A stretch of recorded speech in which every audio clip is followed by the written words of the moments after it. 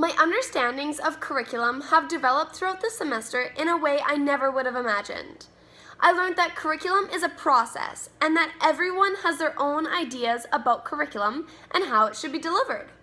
I thought I had a good grasp on concepts of common sense and of curriculum, but I quickly realized that my understandings were just the tip of the iceberg.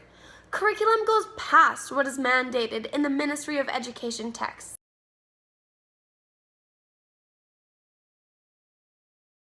Curriculum is what isn't explicitly taught in schools. It is the method of delivery. It is the tones we speak in and the things we favor. The course material is, of course, very important in curriculum, but the way we decide what is taught and what is not is socially determined. What do we want our kids to know? What do we think is important? And more importantly, who provides the materials to support the curriculum? Shareholders in many areas of education influence curriculum.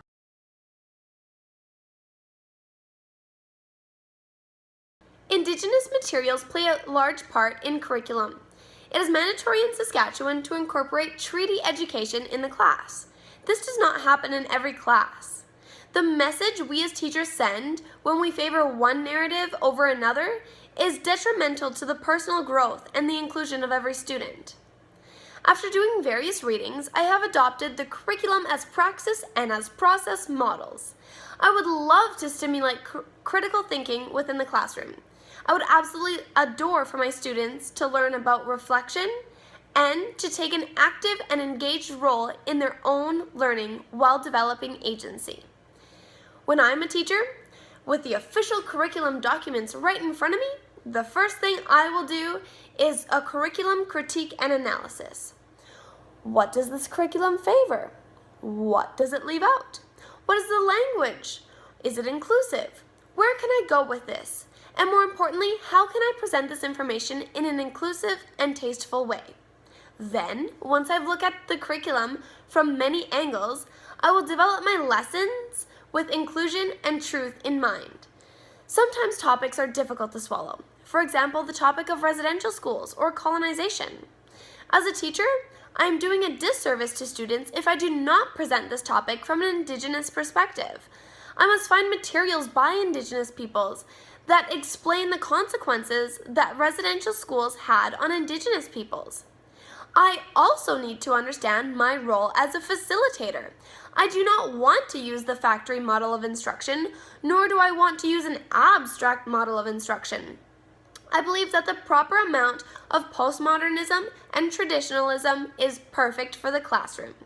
People like John Dewey and John Goodlad have set the stage for teachers to be able to present materials in a way that the students can be in control of their own learning.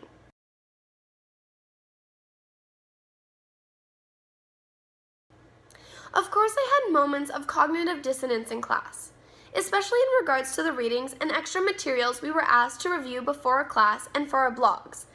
I found it very difficult to move away from the traditional method I was taught in school. Traditional method, or the factory model of teaching, is when the teacher just lectures the entire time and all students come out with the same material. When I started to see the benefits of both praxis and process, my mind changed a little and I fell in love.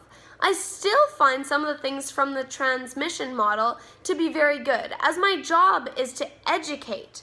However, I do find the praxis and the process model to be very rewarding to students, as they themselves get to take agency and control of their own learning.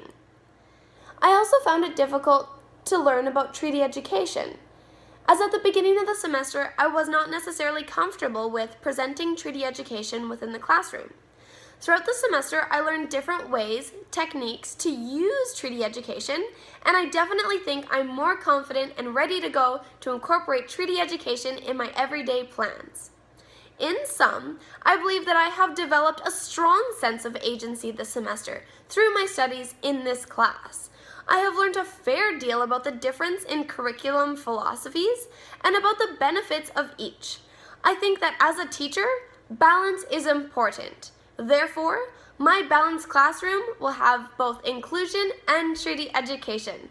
Thank you so much for your time. Thank you for the semester. Have a great winter. Bye.